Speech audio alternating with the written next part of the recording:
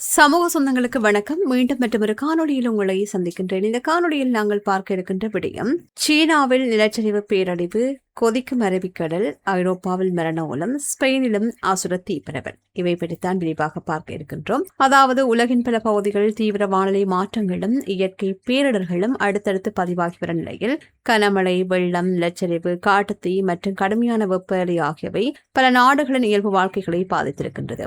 Asia முதல் ஐரோப்பா வரையில் பல பகுதிகளில் அவசர மீட்பு பணிகள் தீவிரப்படுத்தப்பட்டுள்ளதுடன் வானிலை மற்றும் பேரிடர் மேலாண்மை அமைப்புகள் தொடர்ந்தும் எச்சரிக்கையை வெளியிட்டு வருகின்றன. அந்த அடிப்படையில் உலகெங்கும் உலுக்கி வருகின்ற கொடூர காலநிலை மாற்றத்தின் புதிய அடியாக சீனாவின் வடமேற்கு ஹான்சு மாகாணத்தில் உள்ள லாங்னான் நகருக்கு அருகில் உள்ள ஒரு கிராமத்தில் இன்று அதிகாலை ஏற்பட்ட பயங்கர நிலச்சரிவு ஒட்டுமொத்த பகுதியும் பேரழிவுக்கு உள்ளாக்கியுள்ளது. இந்த ஆசுர நிலச்சரிவில் சிக்கி 5 பேர் உயிரிழந்துள்ளார்கள். ஆரம்பத்தில் 33 பேர் மண்ணுக்குள் புதையுண்டு காணாமல் போனதாக தெரிவிக்கப்பட்ட நிலையில் நூற்றுக்கணக்கான அவசர கால மீட்பு படையினர் களம் இறக்கப்பட்டு 21 பேரை மீட்டார்கள். எனினும் கடுமையான காயங்களுடன் மீட்கப்பட்டவர்களில் 5 பேர் தீவிர மருத்துவ சிகிச்சை பலனின்றி உயிரிழந்துள்ளார்கள். இன்னும் மண்ணுக்குள் சிக்கியுள்ள எஞ்சிய 12 பேரை கண்டுபிடிப்பதற்காக தேடுதல் நடவடிக்கைகள் போர்க்கால அடிப்படையில் முடுக்கிவிடப்பட்டுள்ளன. ஹான்சு மாகாணத்தின் லாங்னான் மலை பகுதியில் பெய்த அசுர கனமழை காரணமாக திடீரென்று ஒட்டுமொத்த மலையும் சரிந்து கிராமத்தின் குடியிருப்பு பகுதிகளை முற்றிலும் மூடியது. நிலச்சரிவு பகுதிகளுக்கு சீன ராணுவம் மற்றும் அதிநவீன மோப்ப நாய்கள், வெப்ப உணரி ட்ரோன்கள் அனுப்பப்பட்டன. மீட்கப்பட்ட 16 பேருக்கு உள்ளூர் மருத்துவமனைகளில் தீவிர சிகிச்சை அளிக்கப்பட்டு வருகின்றது. காணாமல் போன 12 பேரின் குடும்பத்தினர் இடிபாடுகளுக்கும் அருகே தங்களின் உறவினர்களுக்காக கண்ணீருடன் காத்திருக்கின்றார்கள். அடுத்து உலகெங்கும் உலுக்கி வருகின்ற கொடூர காலநிலை மாற்றத்தின் புதிய அடியாக இங்கிலாந்து உள்ளிட்ட ஐரோப்பிய நாடுகளில் முன்னபோதும் இல்லாத அளவிற்கு கோடை வெயில் வரலாற்றில் புதிய உச்சத்தை தொட்டுள்ளது. அசுர வெப்பநிலை காரணமாக வகுப்பறைக்குள் வெப்பம் தாங்காமல் பிஞ்சு குழந்தைகள் மற்றும் மாணவர்கள் அடுத்தடுத்து மயங்கி விழுந்ததை தொடர்ந்து இங்கிலாந்து முழுவதும் உள்ள 1000க்கும் மேற்பட்ட பாடசாலைகள் அவசரமாக தற்காலிகமாக மூடப்பட்டதாக சர்வதேச தகவல்கள் கூறுகின்றன. ஐரோப்பிய கட்டடங்கள் அனைத்தும் குளிர்காலத்திற்கு ஏற்றவாறு கட்டமைக்கப்பட்டுள்ளதால் ஏர் கண்டிஷனர் வசதி இல்லாத வகுப்பறைகள் தற்போது கொடூர அனல் உலைகளாக மாறியுள்ளன. இன்னும் மூடப்படாத சில பாடசாலைகளில் கொடூர வெப்பத்தை தணிக்க மதிய உணவிற்கு பதிலாக மாணவர்களுக்கு ஐஸ்கிரீம்கள், பழங்கள் மற்றும் குளிர்ந்த காய்கறி சலாட்டுகள் வழங்கப்படுகின்றன. ஆசிரியர்கள் மாணவர்கள் மீது தண்ணீர் தெளிப்பான்கள் மூலம் தொடர்ந்தும் தண்ணீர் தெளித்து குளிர்வித்து வருகின்றார்கள். வகுப்பறை அனலை தாங்க முடியாமல் சில மாணவர்கள் தங்களின் கால்களை குளிர்ந்த நீர் நிரம்பிய வாளிகளுக்குள் வைத்தபடி படித்து வருகின்ற அவலநிலை அரங்கேறியுள்ளது. உலகின் வல்லரசு நாடுகளில் ஒன்றான இங்கிலாந்தில் இந்த அவலநிலை அந்த நாடு இன்னும் தீவிர பருவநிலை மாற்றத்தின் கொடூரமான விளைவுகளை எதிர்கொள்ள தயாராக இல்லை என்பதையே காட்டுவதாக சமூக ஆர்வலர்கள் பெரும் கவலை தெரிவித்துள்ளார்கள். அடுத்து உலகெங்கும் உலுக்கி வருகின்ற கொடூர காலநிலை மாற்றத்தின் புதிய அடியாக பிரான்ஸ் மற்றும் ஸ்பெயின் நாடுகளின் எல்லைப் பகுதிகள் அசுர காட்டு தீயால் முற்றிலும் சாம்பலாகி வருகின்றன. ஸ்பெயின் நாட்டின் எல்லையொட்டியுள்ள பிரெஞ்சு பைரனீஸ் மலை அடிவாரத்தில் உள்ள 10க்கும் மேற்பட்ட சிறிய நகரங்கள் மற்றும் கிராமங்களைச் சேர்ந்த 10,000க்கும் மேற்பட்ட மக்களை உடனடியாக வெளியேறுமாறு பிரான்ஸ் அரசு அவசர கட்டளை பிறப்பித்துள்ளது.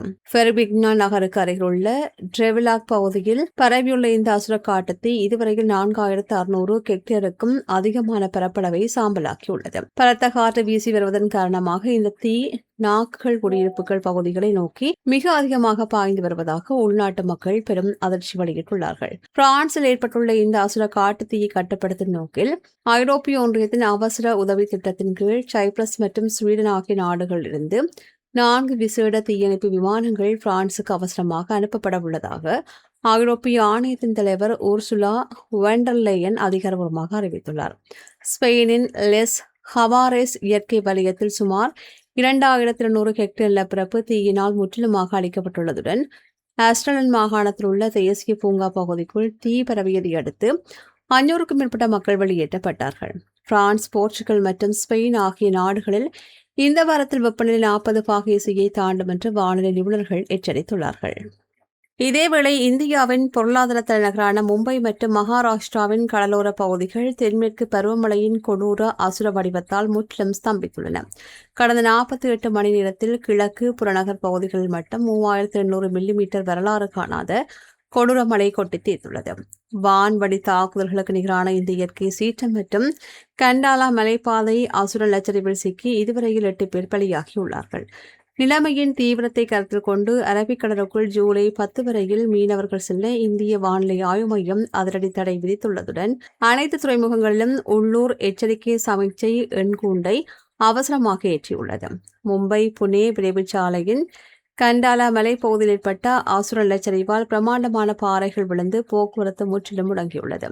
இடிபாடுகளை அகற்ற ராணுவ பொறியியலாளர் குழுக்கள் களமிறக்கப்பட்டிருக்கின்றன. மும்பை, புனே, தானே மற்றும் ஹாங்கன் பிராந்தியங்களில் உள்ள பள்ளி, கல்லூரிகளுக்கு முழுமையான விடுமுறை அறிவிக்கப்பட்டு அவசர கதவுகள் மூடப்பட்டுள்ளன. குர்லா, அந்தேரி சுரங்கப்பாதை, தாதர் மற்றும் ஹிந்த்மாதா ஆகிய பகுதிகள் வெள்ளத்தில் மூழ்கியுள்ளன. லோக்கல் ரயில்கள் மற்றும் வான்வழி போக்குவரத்துகள் பல மணி நேரம் தாமதமாக இயங்குவதால் ஒட்டுமொத்த பொருளாதாரமும் முடங்கியுள்ளது. வட மகாராஷ்டிரா கடற்கரையில் மணிக்கு 70 முதல் 80 கிலோமீட்டர் வேகத்தில் அசுர காற்று வீசி வருகின்றது. ஜூலை 8 முதல் 10 வரையில் காற்றின் வேகம் 60 கிலோமீட்டராக நீடிக்கும் என்று எச்சரிக்கப்பட்டுள்ளது. வடக்கு கடற்கரையோரமாக தஹானு முதல் ஸ்ரீவர்த்தன வரையிலும், தென் கடற்கரையோரமாக ஃபாங்கோட் முதல் மர்மஹான் வரை, கோவா வரையிலும் உள்ள அனைத்து துறைமுகங்களிலும் ஆபத்தை குறிக்கும் 3ஆம் எண் சமிக்ஞை ஏற்பட்டுள்ளது. கடுமையான நீர்த்தேக்கத்தை வெளியேற்ற அசுரத்திறன் கொண்ட பாம்புகள் இயக்கப்பட்டு வருகின்றன. ஜூலை 9 அன்று நகரின் அடுத்த கட்ட பாதுகாப்பு மற்றும் கட்டமைப்பு சவால்களை சமாளிக்க அவசர பொதுக்குழு கூட்டமும் கூட்டப்பட்டுள்ளமை குறிப்பிடத்தக்கது. அடுத்து கேரளாவின் வயநாடு மாவட்டத்தில் இன்று ஏற்பட்ட பயங்கர நிலச்சரிவில் சிக்கி ஒருவர் கொடூரமான முறையில் உயிரிழந்துள்ளதுடன் மேலும் 7 பேர் படுகாயமடைந்துள்ளார்கள்.